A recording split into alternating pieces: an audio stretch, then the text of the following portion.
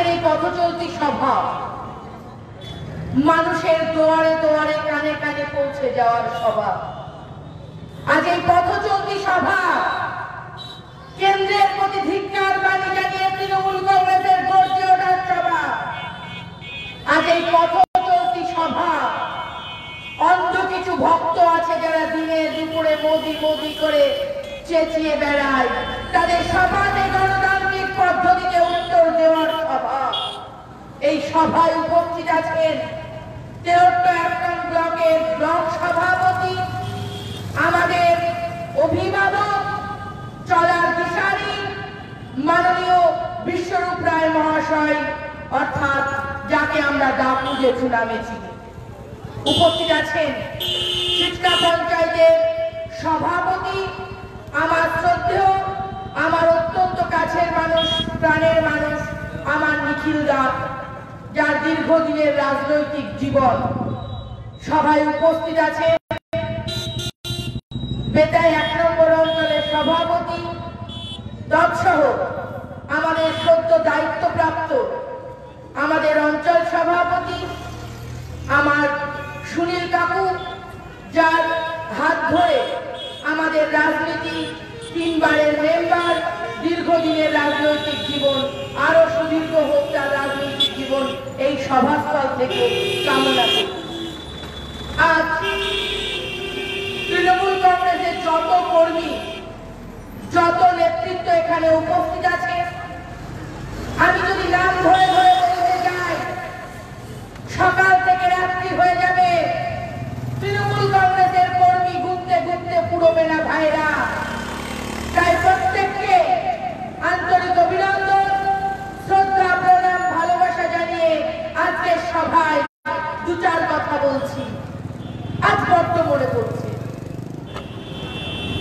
আজ বড্ড মনে পড়ছে সেই উলঙ্গ রাজা কবিতাটা, নীরেন্দ্রনাথ চক্রবর্তীর লেখা রাজা তোর কাপড় কোথায়। আজ ভারতবর্ষের রাজনৈতিক পরিস্থিতিতে এমন কালো বাতাবরণ সৃষ্টি হয়েছে, এমন ঘন কালো মেঘের রাজনৈতিক বাতাবরণ সৃষ্টি করে দেওয়া হয়েছে, যেখানে আজকে ভাইয়ে ভাইয়ে হানাহানি, মায়ে মনে রক্ত নিয়ে হোলি খেলা, আর দিনের পর দিন ভারতবর্ষের বুকে সন্ত্রাসবাদের বীজ বপন করা ছাড়া কেন্দ্রীয় সরকারের আর কোনো কাজ নেই। তাই মনে পড়ছে, তাই মনে পড়ছে নীরেন্দ্রনাথ চক্রবর্তীর উলঙ্গ রাজা কবিতাখানা। রাজা ছিলেন, রাজা আছেও বটে। সেই রাজা তার অর্থের বলে বলিয়ান হয়ে, তার অর্থের দাম্ভিকতা দেখিয়ে রাজা নতুন করে পথ চলবে ভাবল। রাজা বলল, আমি একখানা অলৌকিক বস্ত্র পরতে চাই, যে বস্ত্র আমার দেশের নাগরিক পরে না, আমার দেশের জনগণ পরে না। রাজা ঘটা করে তাঁতি ডাকলো, তাঁতি আসলো, তাঁতি তাঁত বোনা শুরু করলো। রাজা কাপড় পরবে, রাজা কাপড় দেখতে গেল তাঁতির কাছে। তাঁতি বলল, মহারাজ, এ অদৃশ্য কাপড়, যখন আপনি পরবেন আপনার শোভা আলো অলঙ্কৃত হবে, আপনাকে আরো সুন্দর লাগবে। রাজা বুকের ৫৬ ইঞ্চি ছাতি ফুলিয়ে বলল, তাই বটে। রাজা খুশি হয়ে চলে গেল। তারপর যেদিন রাজা সেই অদৃশ্য বস্ত্র পরিধান করে মানব সম্মুখে, জনগণের সম্মুখে এসে দাঁড়ালো, বোকা জনগণ হাততালি দিয়ে চাবাত চাবাত করে বলতে লাগলো, সত্যিই রাজাকে অপূর্ব লাগছে। কিন্তু সেদিন ছিল, সেদিন দাঁড়িয়েছিল এক শিশু, যে শিশু সাহস নিয়ে, যে শিশু মেরুদণ্ড উঁচু করে খাড়া করে রাজাকে প্রশ্ন করেছিল, রাজা তোর কাপড় কোথায়। আর সেই শিশুর ভূমিকা পালন করছে বাংলার বুকে দাঁড়িয়ে বাংলার জনগণ মনোধীন নায়িকা, বাংলার রজনীগন্ধা মমতা বন্দ্যোপাধ্যায়। কেন্দ্রের অহমিকা, কেন্দ্রের দাম্ভিকতার কাছে যখন বিরোধী দলগুলি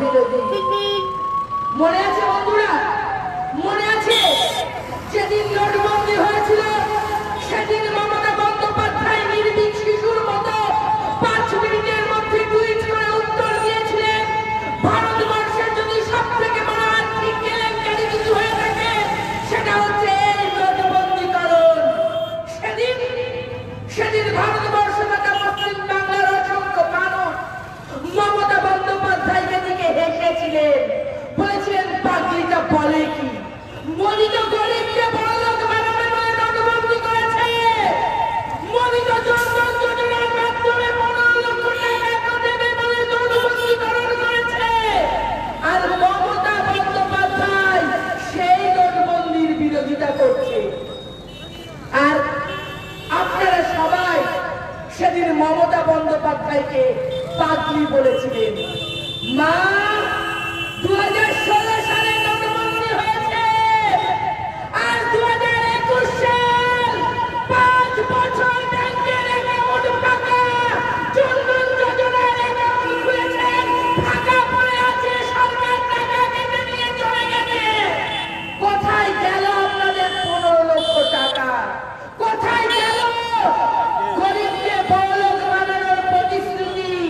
জিজ্ঞাসা করবেন না, জানতে চাইবেন না?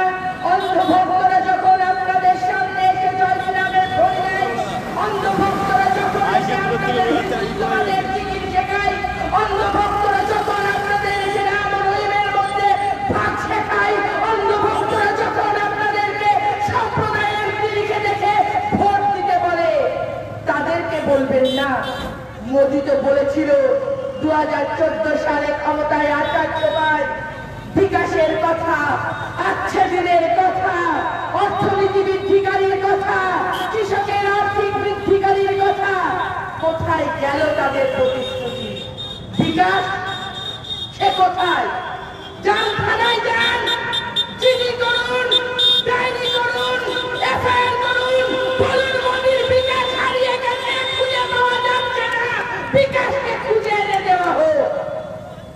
আমরা লড়াই করি, আমরা আন্দোলন করি, আমরা সংগ্রাম করি, আমরা 365 দিন 24 ঘন্টা বাংলার মানুষের পাশে দাঁড়িয়ে বাংলার মানুষের পাশে থেকে রাজনীতি করি।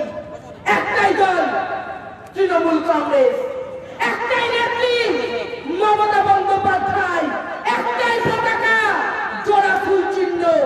আর সেই জোড়া ফুল চিহ্নের পতাকাটা আছে বলে বাংলার মানুষ আজ সুস্থ সবল ভাবে হাসি মুখে বাংলায় বসবাস করছে।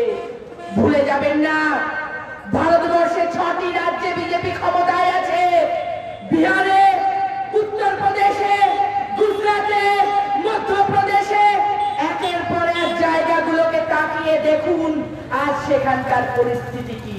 আর দেখুন উত্তরপ্রদেশে দলিতের মেয়েকে উচ্চ বর্ণের ব্রাহ্মণ্যবাদের শিক্ষা দেওয়া হয়। আর দেখুন যারা বিজেপি বিরোধী হয় দলিত সম্প্রদায়ের মানুষকে তাদের পিছে চাবুকের ঘা মেরে তাদেরকে শেখানো হয় দলিত সম্প্রদায়ের মুখে আওয়াজ নয়, দলিত সম্প্রদায়ের মানুষ শুধু গোলামি করার জন্য উচ্চ বর্ণ হিন্দু সম্প্রদায়ের মানুষ। ভুলে যাবেন না, যে দলটাকে নিয়ে এত লাফালাফি, যে দলটাকে নিয়ে এত নাচানাচি, এই দলটা কাদের দল?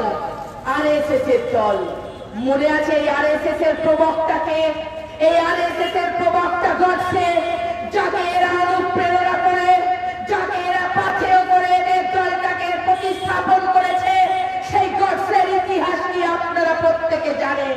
আর যারা জানেন না তারা শুনে রাখুন, ভারতবর্ষের স্বাধীনতার সময় ভারতবর্ষের মানুষ অগণিত বাঙালি সম্প্রদায় যখন লড়াই করছে, যুদ্ধ করছে, তখন এই করছে জেলে বসে মুচলেকা দিচ্ছে ইংরেজকে, আমি ভারতের স্বাধীনতা যুদ্ধের সঙ্গে সংযুক্তিকরণে থাকবো না, আমি ভারতবর্ষের স্বাধীনতার লড়াই লড়বো না, আমাকে মুক্তি দেওয়া হোক।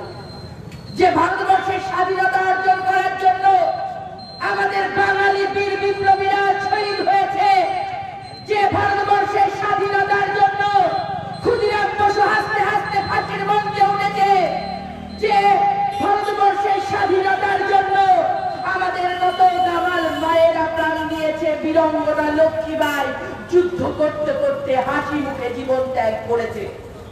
ভুলে গেছেন সেই ইতিহাসের কথা? যে আরএসএস 37 বছর ভারতের স্বাধীনতা হওয়ার 37 বছর পরেও পতাকা তোলে তাদের পার্টি অফিসে, তারা কথায় কথায় দেশপ্রেম দেখায়, তারা কথায় কথায় ভারতবাসীকে বলে ভারত মাতার জয়। আর আপনারা বোকা হয়ে পাবেন এই বুঝি আদর্শ ভারতবর্ষ প্রেমী, এই বুঝি আদর্শ সৈনিক ভারতবর্ষকে স্বাধীন করার। বলি যান না, ইতিহাসের পাতাটা খুলুন না, দেখুন না কত মোদি অমিত শাহের নাম সেখানে পাবেন। যান না, দেখুন না ভারতবর্ষের দিল্লির রাজপথে গিয়ে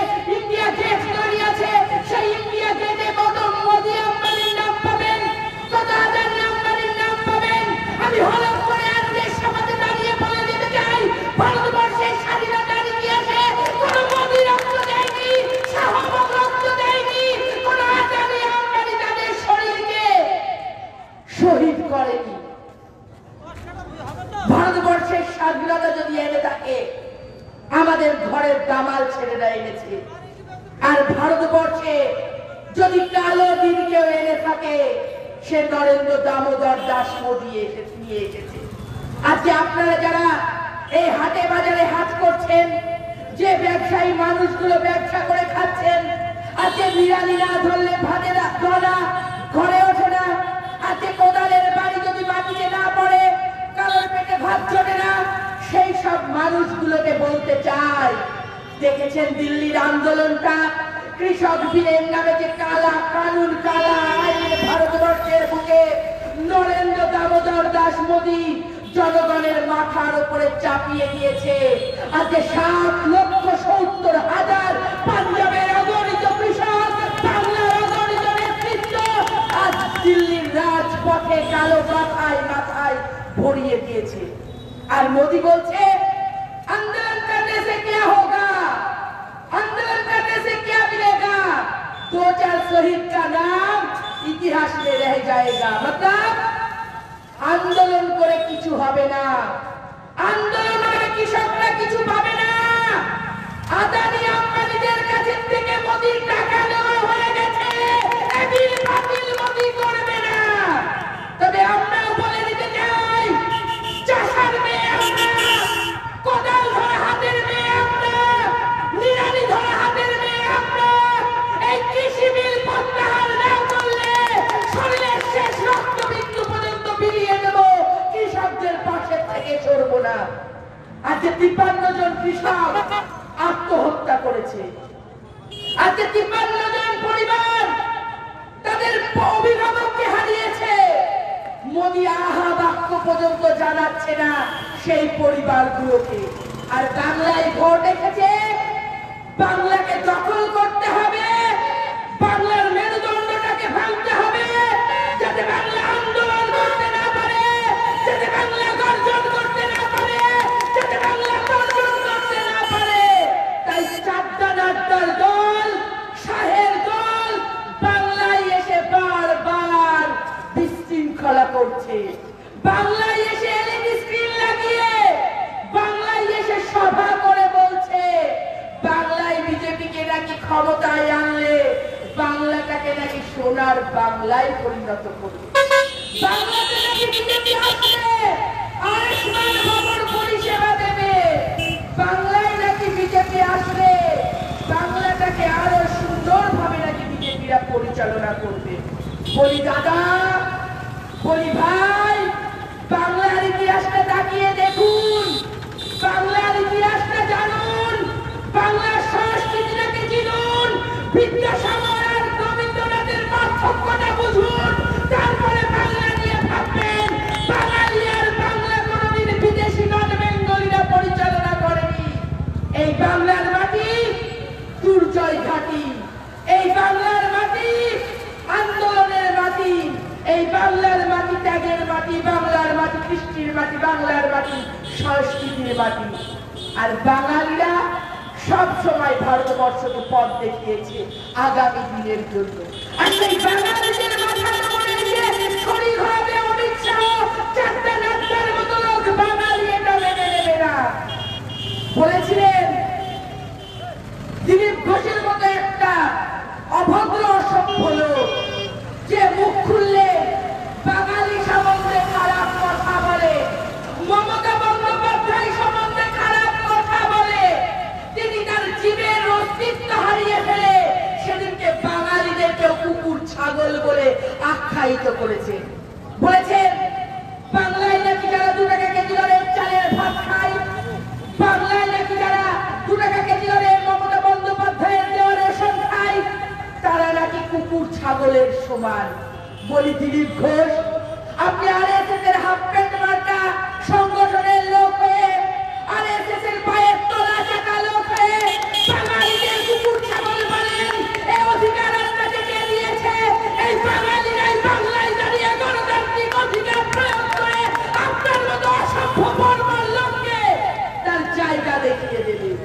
ভুলে যাবেন না, জনগণের রায় হচ্ছে শেষ রায়।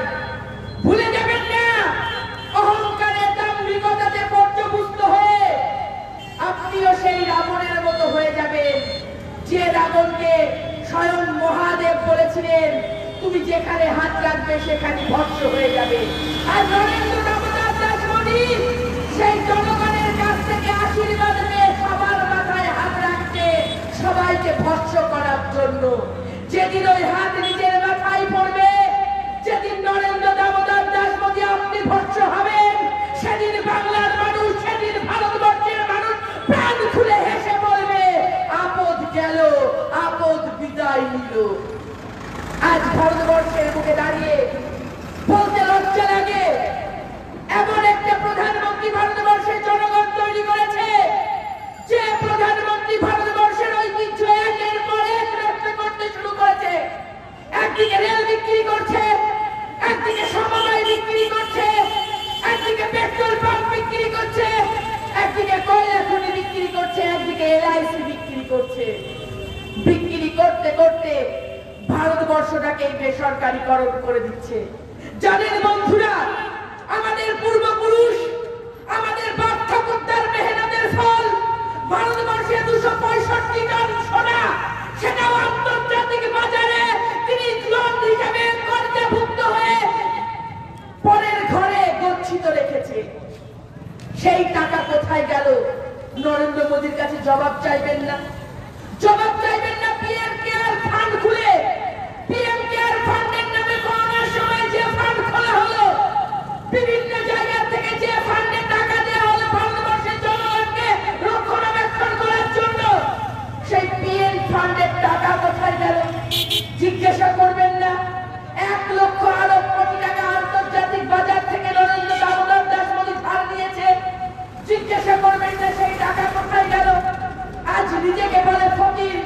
ভারতবর্ষে এমন একটা ফকির দেখান তো, যে ফকির দিনে দুপুরে মাশরুম খায় 3 লাখ টাকা দেবে। ভারতবর্ষে একটা ফকির দেখান তো, যে 10 লাখ টাকা দেবে সেই ফকির সুদ করে। ভারতবর্ষে একটা ফকির দেখান তো, যে ফকির 8,500 কোটি টাকা দেবে প্লেন চড়ে, নিজেকে ফকির ফকির বলে আর ভারতবর্ষের জনগণের টাকা মেরে ফুর্তি করে। আমাদের দেশের প্রধানমন্ত্রী, লজ্জা লাগে, সত্যিই লজ্জা লাগে। ভারতবর্ষের জিডিপি একদিক থেকে কমছে, নরেন্দ্র দামোদর দাস মোদী তার দাড়ি একদিক থেকে বাড়ছে। ভারতবর্ষ ক্ষুধার জ্বালায় জর্জরিত হচ্ছে, নরেন্দ্র দামোদর দাস মোদীর চুলে রবীন্দ্রনাথের মতো দাগ পড়ছে। ও বাংলায় ভোট এসেছে, রবীন্দ্রনাথের মতো কবিতা লিখতে হবে।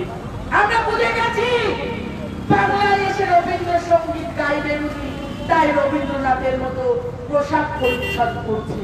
একটা প্রতিযোগিতা শুরু হোক।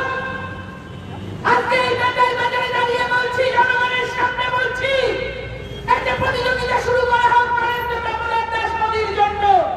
যেমন পারো তেমনি সাজো। আমাদের ফকির, আমাদের ভারতবর্ষের প্রধানমন্ত্রী, তিনি যখন যেমন সাজতে পারে তেমন টাকা অর্থনীতি প্রস্তুত করতে পারে। আজকে ভাবুন, নিজের সিকিউরিটির জন্য পার ডে প্রতি মিনিট 1,500 কোটি টাকা খরচ করে নরেন্দ্র দামোদর দাস মোদী। আজকে ভাবুন, আমাদের ভারতবর্ষের প্রধানমন্ত্রী যে বিলেতে যাই 8 বার করে বছরে, বিলেতে ঘুরতে ঘুরতে এমন কোন দেশ রাখেনি যে সেখানে সে যায়নি। সে পাকিস্তানের সঙ্গে গিয়ে বিরিয়ানি খেয়ে আসলো নরেন্দ্র দামোদর দাস মোদী।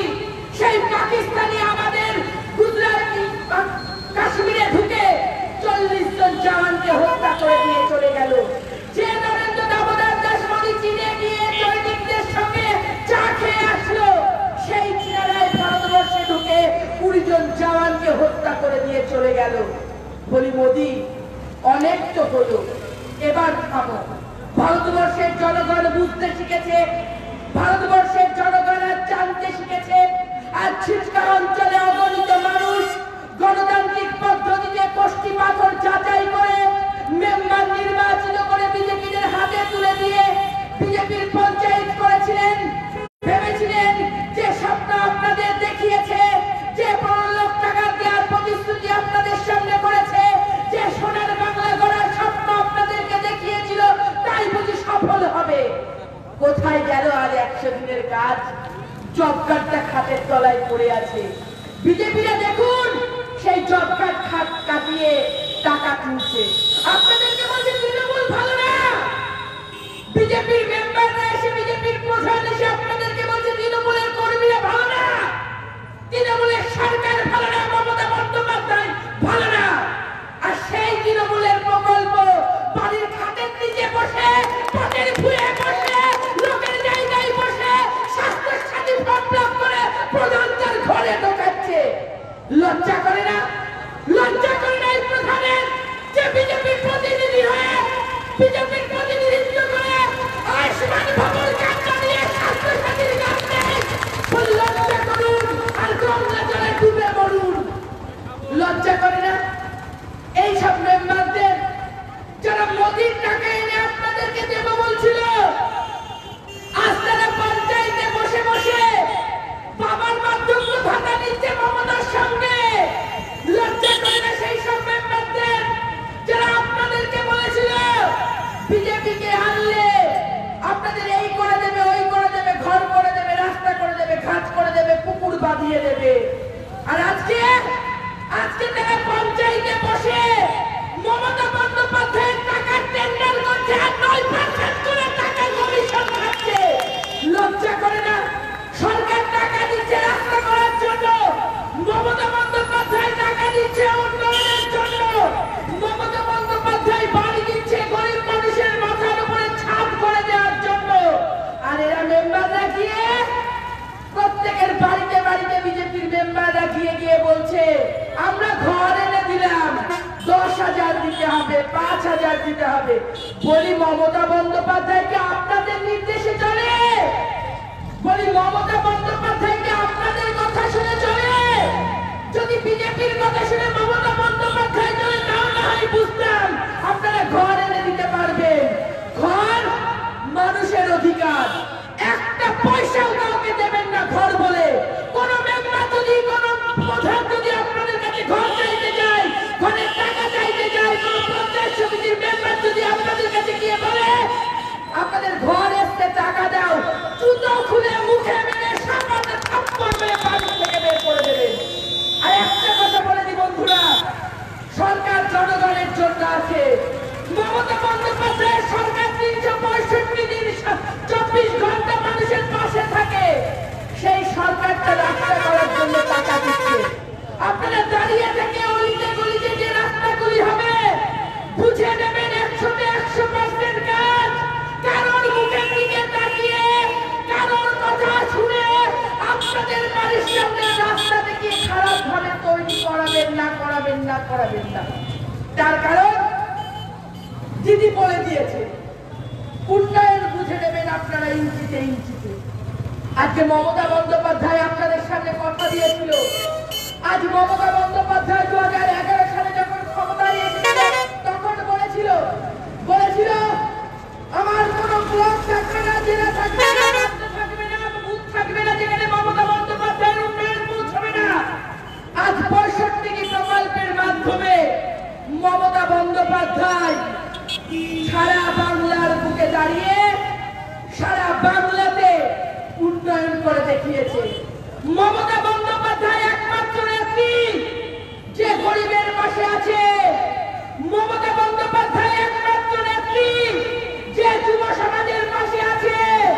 মমতা বন্দ্যোপাধ্যায় একমাত্র নেত্রী যে নারীদের পাশে আছে, মাদার তৃণমূল কংগ্রেসের কর্মীদের পাশে আছে। আজ বড় বড় কথা বলে, দিনের বেলায় হরি হরি আর রাত্রি বেলায় গরু চুরি। বড় বড় কথা বলেছিলেন, সারদা নারদা দেখিয়েছিলেন, ইডি দেখিয়েছিলেন, সিবিআই দেখিয়েছিলেন।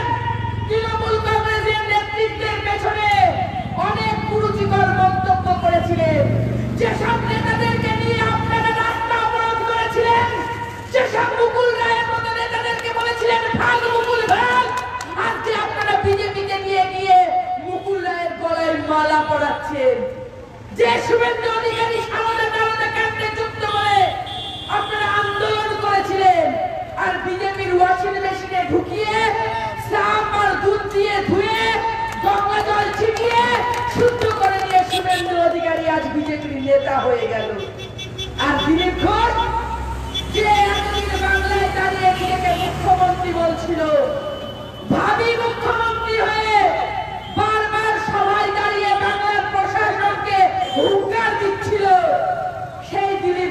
আজকে সাপ্তাহিক ক্যালেন্ডারে পড়ে গেছে।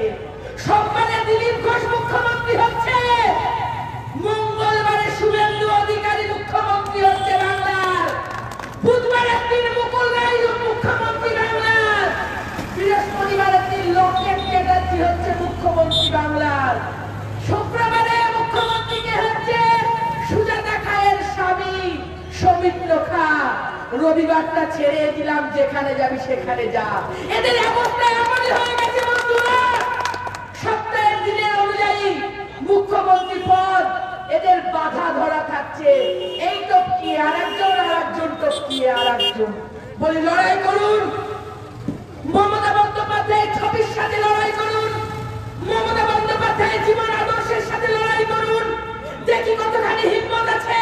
একবার বলছেন নরেন্দ্র দামোদর দাস মোদী 294টি সিটে দাঁড়িয়ে প্রতিদ্বন্দ্বিতা করবে, একবার বলছেন দিলীপ ঘোষ দাঁড়িয়ে প্রতিদ্বন্দ্বিতা করবে, আর আমরা একটাই কথা বলবো, আমাদের নেত্রী মমতা বন্দ্যোপাধ্যায় 294টি সিটের মালকিন তিনি দাঁড়িয়ে প্রতিদ্বন্দ্বিতা করবেন। আমাদের কাছে পদ বড় নয়, আমাদের কাছে নেত্রী বড়, আমাদের কাছে দাদা অনুগামী বলে কিছু নয়, আমাদের কাছে শুধু আছে মমতা বন্দ্যোপাধ্যায়, মমতা বন্দ্যোপাধ্যায় আর মমতা বন্দ্যোপাধ্যায়। আর যারা বলছেন মমতা বন্দ্যোপাধ্যায়ের নামে কুৎসা করছেন, চায়ের দোকানে আসছেন, মমতা বন্দ্যোপাধ্যায়ের নামে খিস্তি খাবারি করছেন, বলি বন্ধুরা ভুলে যাবেন না, কথা বলার শক্তিটাও পাচ্ছেন মমতা বন্দ্যোপাধ্যায়ের জন্য। পেটে যদি ভাত না থাকতো তাহলে মমতা বন্দ্যোপাধ্যায়ের কুৎসা করতে পারতেন না। ওই 2 টাকা কেজি দরের চালের ভাতকে মমতা বন্দ্যোপাধ্যায়ের কুৎসা করার জন্য শরীরে শক্তি বাড়িয়ে বাজারে চায়ের দোকানে আসতেন মমতা বন্দ্যোপাধ্যায়ের জিল্লা করার জন্য। বলি আমি যদি জিজ্ঞাসা করি মমতা বন্দ্যোপাধ্যায় কোথায়, আপনারাই বুঝে দাঁড়িয়ে হাত তুলে বলবেন, তৃণমূল কংগ্রেসের কর্মীরা বলবেন মমতা বন্দ্যোপাধ্যায় বিরোধীদের মেয়ের কন্যাশ্রীতে। আমি যদি জিজ্ঞাসা করি মমতা বন্দ্যোপাধ্যায় কোথায়, তৃণমূল কংগ্রেসের কর্মীরা হাত তুলে উঁচু গলায় বলে উঠবেন বিরোধীদের ওই সবুজ সাথী সাইকেলে। আজকে যদি আমি হাত তুলে বলি মমতা বন্দ্যোপাধ্যায় কোথায়, আমার তৃণমূল কংগ্রেসের কর্মীরা হাত তুলে বলবে রক্তে রক্তে শিরায় শিরায় এটাই মমতা বন্দ্যোপাধ্যায়। ঈশ্বর যদি সব জায়গায় বিরাজমান হয় তাহলে মমতা বন্দ্যোপাধ্যায় বাংলার ঈশ্বর, তিনি সমস্ত ঘরে ঘরে বিরাজমান, সমস্ত জায়গায় বিরাজমান। আজকে বড় বড় কথা বলে বিরোধীরা, বাংলায় দাঁড়িয়ে বলে বাংলায় গণতন্ত্র নেই। বলি একটা কথা ভুলে যাবেন না, বাংলায় যদি গণতন্ত্র না থাকতো আপনার অগ্নিমিত্রা পাল, আপনার লোকেট চ্যাটার্জি, আপনার দিলীপ ঘোষের মতো মানুষ অসভ্য অকথ্য ভাষায় মমতা বন্দ্যোপাধ্যায়কে আক্রমণ করার সাহস পেত না। বাংলার কৃষ্টি, বাংলার কালচার, বাংলার ঐতিহ্য, আমরা দুর্গাকে ভালোবাসি, আমরা সরস্বতীকে ভালোবাসি, আমরা লক্ষ্মীকে ভালোবাসি। আজ আমাদের মাথার উপরে চাপিয়ে দেওয়া হচ্ছে নন বেঙ্গলি কালচার, আজ আমাদের মাথার উপরে চাপিয়ে দেওয়া হচ্ছে নবরাত্রি পালন করুন, রামনবমী করুন, কপালে লাল টিকা পড়ুন, কপালে কমলা টিকা পড়ুন, মাথায় ফেটকি বাঁধুন, গুটখা চেবান। এ কালচার আমাদের নয়, এ কালচার গুজরাটি কালচার, বাঙালিরা মেনে নেবে না। বাংলায় দাঁড়িয়ে যদি বাংলাকে শাসন করার জন্য কোন গুজরাটি এসে লাল চোখ দেখায়, কথা দিয়ে যাচ্ছি তৃণমূল কংগ্রেসের কর্মী হিসেবে, মেয়ে হয়েছি চুরি করে আছি মানে দুর্বল ভাববেন না। লাল চোখকে উপড়ে দিতে আমাদের 2 মিনিটও সময় লাগবে না। কিন্তু আমরা মমতা বন্দ্যোপাধ্যায়ের সৈনিক, আমরা তৃণমূল কংগ্রেসের সৈনিক, আমরা ভালোবাসাতে বিশ্বাস করি, আমরা মানুষের পাশে থেকে রাজনীতি করতে বিশ্বাস করি। দিদি বলে দিয়েছে, দিদি বলে দিয়েছে বাংলায় দাঁড়িয়ে বাংলার কৃষ্টি কালচারকে যারা নষ্ট করছে তাদেরকে ভালোবেসে আবেগ দিয়ে ডেকে আনো। একবার যদি আমাদের নেত্রী আদেশ দেয়, আমাদের তৃণমূল কংগ্রেসের কর্মীরা বাড়ি থেকে 1 ঘটি করে জল এনে যদি ফেলে দেয় তাহলে বিজেপি পানের জলে ডুবে যাবে। ভুলে যাবেন না, বাংলার 9.5 কোটি মানুষ মমতা বন্দ্যোপাধ্যায়ের পাশে আছে, মমতা বন্দ্যোপাধ্যায়ের সাথে আছে। আর যুব সমাজ শুধু মমতাময়, আর ছাত্র সমাজ শুধু মমতাময়। আর কিছু অন্ধ দালাল আছে, অন্ধ ভক্ত আছে, যারা কথায় কথায় বলে হর হর মোদি, ঘর ঘর মোদি। আগে শুনতাম হর হর মহাদেব, ঘর ঘর মহাদেব, সেই জায়গাটাও বাঙালিদের ছিনিয়ে নিয়েছে। আগে বাপ ঠাকুরদারা যখন বাড়ির থেকে বেরোতো বলতো দুর্গা দুর্গা ভালোভাবে যাস, এখন নাকি জয় শ্রীরাম না বললে হিন্দু হবেন না। আগে মায়েরা বলতো জয় মা কালী, এখন দাদাদেরকে দেখলেই বলতে হবে জয় বজরংবলী, তবেই আপনি হিন্দু, না হলে আপনি হিন্দু নয়। একটা সরকার দিল্লিতে এসেছে, আসার পর থেকেই মানুষের জীবনকে দুর্বিষহ করে দিচ্ছে। বাংলায় ভোট লোটার জন্য বাংলার বুকে দাঁড়িয়ে বারবার বলছে বাংলায় নাকি এনআরসি করবে, বাংলার থেকে নাকি বাঙালিদের উৎখাত করবে, অনুপ্রবেশকারীদের উৎখাত করবে। আসামে এনআরসি হয়েছে বন্ধুরা, সবাই জানে। আর 19,22,000 বাঙালি সম্প্রদায়ের মানুষ, যারা শুধুমাত্র বাঙালি বলে তাদেরকে আসাম থেকে বের করে দেওয়া হচ্ছে, ডিটেনশন ক্যাম্পে রাখা হয়েছে। আর যারা বাংলার বুকে তাকিয়ে বলছে বাংলায় এনআরসি করে বাংলার বাঙালিদের উৎখাত করবে, তাদেরকে বলে দিয়ে যেতে চাই বাংলা আন্দোলন করে বাংলার মাটি ইঞ্চিতে ইঞ্চিতে বুঝে নেবে। ছুঁচের আগায় যে মাটি উঠবে, আন্দোলন ছাড়া সেই মাটি বাঙালি কাউকে দেবে না। বাংলায় এনআরসি করবে, বাঙালিদের তাড়াবে, স্পর্ধা কতখানি। বাংলা যদি এত দুর্বল হতো, বাংলা আজ বিশ্বের সেরা, বাংলা আজ সারা বিশ্বের মধ্যে মাথা উঁচু করে দাঁড়াতে পারত না। আজ ভাবুন, একটা সরকার এসে রাম ও রহিমের মধ্যে ভাগ করছে, একটা সরকার ক্ষমতা আসার জন্য গোধরা কাণ্ড করেছে, একটা সরকার রাম ও রহিমকে ভাগ করে জাতের নামে বজ্জাতি করছে। সেই সরকার থেকে দেশের জনগণ বলছে আমাদেরকে দাও রেশন, আর সরকার দিচ্ছে ভাষণ। জনগণ বলছে আমাদেরকে দাও কর্ম, আর সরকার দিচ্ছে ধর্ম। এই হচ্ছে বিজেপি সরকার, যে সরকারটা সাম্প্রদায়িক সরকার, যে সরকারটা জাতের নামে বজ্জাতি করে দেওয়া সরকার। আজ বাংলায় দাঁড়িয়ে বলছে বাংলা থেকে মুসলিমদেরকে তাড়াবে, তাড়িয়ে বাংলাতে নাকি শুধু হিন্দুদেরকে রাখার অধিকার দেবে। ওই তাই যদি হয়, মেনে নিলাম আপনার কথা, মেনে নিলাম বিজেপি হিন্দু ধর্মের দল। তবে বিজেপি একটা কথার উত্তর দেয়, বিজেপি একটা কথার প্রশ্নের উত্তর দেয়। বাঙালি মেয়ে হিসেবে তাদের কাছে বারবার করতে চাই, যদি মুসলিম বিদ্বেষী হবে বিজেপি, যদি মুসলিমদেরকে বাংলার থেকে তাড়ানোর জন্য বিজেপি করতে হয়, তাহলে মাহফুজা বিবি খাতুনকে, যে বিজেপির রাজ্য সভাপতি হয়েছে, শুধু চাপড়ি, শুধু ভোট পলিসি, শুধু একের পর এক মিথ্যাবাদী, কখনো নোটবন্দি, কখনো কৃষি বিল, কখনো জিএসটি, কখনোই। আজকে বলুন তো, যে দাদারা ব্যবসা করে খাচ্ছেন, জিএসটির পরের বোঝা তাদের মেরুদণ্ডের উপরে বারবার করে যাচ্ছে।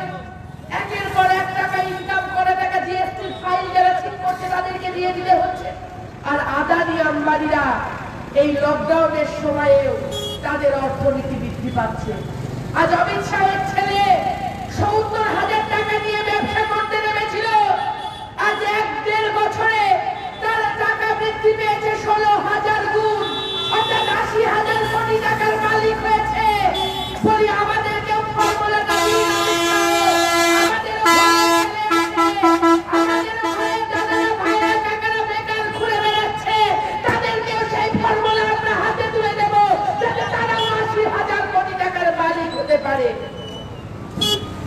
বাংলায় দাঁড়িয়ে শুধু ভাইপো ভাইপো করে চিৎকার, বাংলায় দাঁড়িয়ে শুধু ভাইপোর নামে কুৎসা।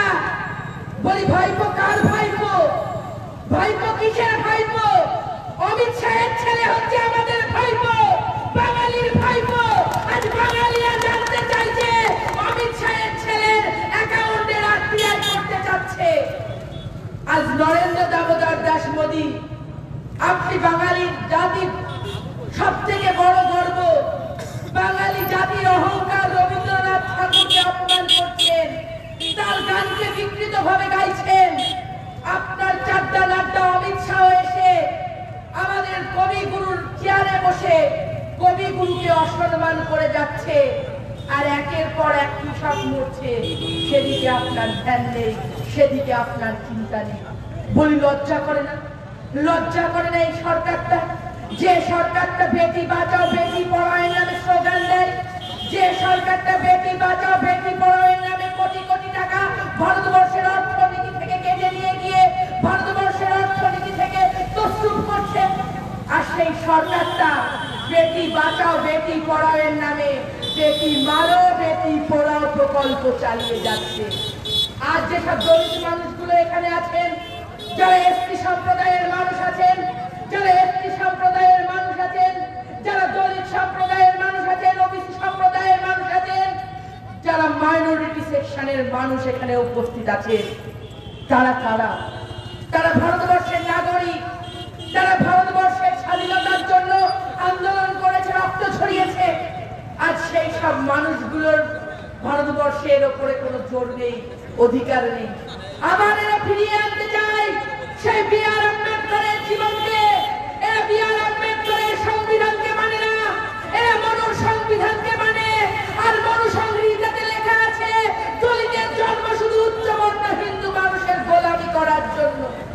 আবার এসটি সম্প্রদায়ের মানুষের গলায় মালুই বেঁধে দেওয়া হবে, আবার এসটি সম্প্রদায়ের মানুষের গলায় ঘণ্টা বেঁধে দেওয়া হবে, আবার এসটি সম্প্রদায়ের মানুষ মন্দিরে উঠলে চাবুক পেটা করা হবে। যদি ফিরে পেতে চান সেই দিন, তাহলে বিজেপি করুন। আর যদি ফিরে না পেতে চান সেই দিন, যদি মমতা বন্দ্যোপাধ্যায়ের শাড়ির আঁচলের তলায় সুরক্ষিত থাকতে চান, তবে তৃণমূল কংগ্রেসের পতাকা ধরে এগিয়ে চলুন। বন্দে মাতরম, তৃণমূল কংগ্রেস জিন্দাবাদ, মমতা বন্দ্যোপাধ্যায় জিন্দাবাদ স্লোগান দিন। একমাত্র নেত্রী যার হাওয়ায় চটির আওয়াজে দিল্লি কাঁপে। যে বিরোধী দলগুলো বিজেপি বিরোধী দল আছে না দেশে, তারা বলছে মমতা দি তুমি এগিয়ে চলো, আমরা তোমার পাশে আছি। মমতা দি তুমি এগিয়ে চলো, আমরা তোমার সাথে আছি। আগামী দিনে বৃহত্তর লড়াইয়ের ডাক হবে, মা ডাকবে আমাদের। আমরা সন্তান হিসেবে মায়ের ডাককে উপেক্ষা না করে মায়ের সাথে এগিয়ে গিয়ে কালো মাথায় রাজপথ ভরিয়ে দেব। সেদিনও আমরা ভয় পাইনি।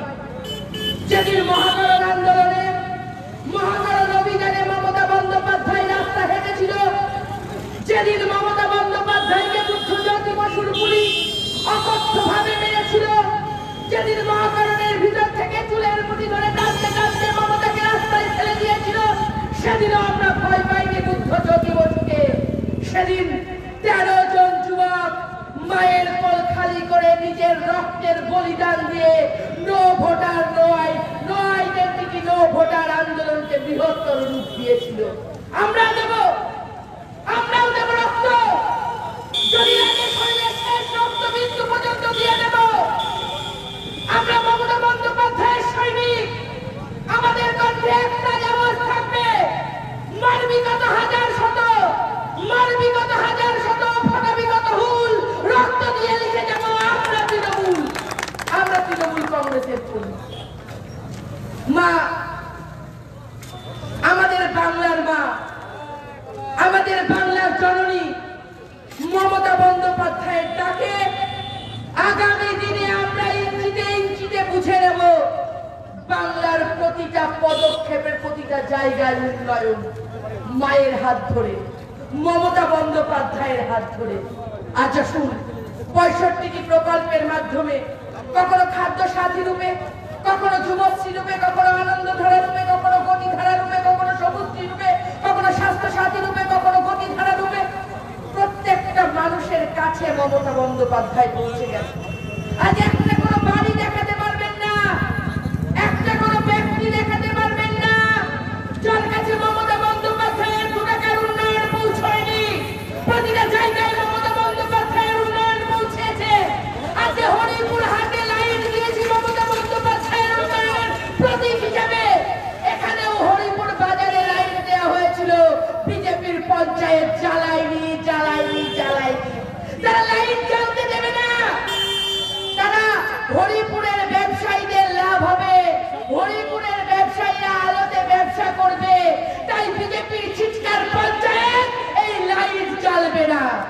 আসুন আন্দোলন করি, আসুন লড়াই করি, আসুন নিজেদের অধিকার ছিনিয়ে নিই। কেন এই লাইন চলা হবে না? কেন এই রাস্তা ভালো হবে না?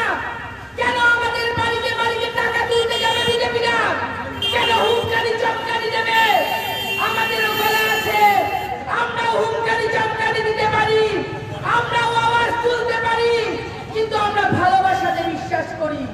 তাই মানুষের সাথে থেকে, মানুষের পাশে থেকে, মানুষের হয়ে রাজনীতি করে লড়াই আন্দোলনের মাধ্যমে মানুষের কাছে উন্নয়ন পৌঁছে দেব, এই প্রতিজ্ঞাবদ্ধ হই।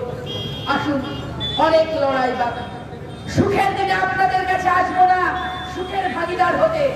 দুঃখের দিনে যেদিন আপনাদের কষ্ট হবে, চোখে জল আসবে, সেদিন মনে হবে কিনা ভৌমিক সাহাকে আপনাদের দরকার, একটি বারের জন্য আওয়াজ দেবেন। 365 দিন 24 ঘন্টা আপনাদের পাশে আছি, ছিলাম, থাকবো। একটা কথা বলি বন্ধুরা, আজকে তৃণমূল কংগ্রেসের কর্মীরা এখানে উপস্থিত হয়েছে, প্রত্যেকে আমার সিনিয়র, যারা আমার সমবয়সী সমযোদ্ধারা আছে, তাদেরকে অসংখ্য ভালোবাসা।